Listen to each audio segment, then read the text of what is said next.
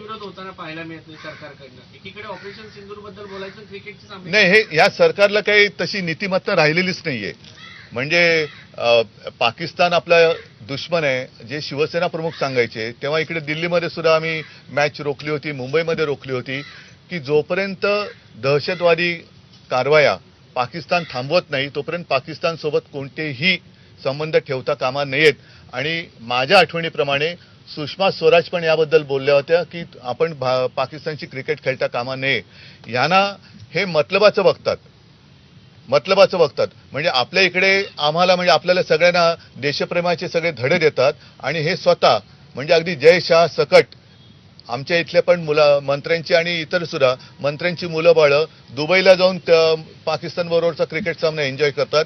हे देशभक्त असू शकत नाही, हे सच्चे देशभक्त नाहीत. देशभक्तीची जर व्याख्या करायची असेल तर सच्चा देशभक्ताने पाकिस्तान जोपर्यंत आपल्या सोबत ज्या दहशतवादी कारवाई करतो त्या थांबवत नाहीत तोपर्यंत पाकिस्तान बरोबर कोणतेही संबंध ठेवू नयेत. आणि ते ठेवणार नसेल तो सच्चा देशभक्त आहे.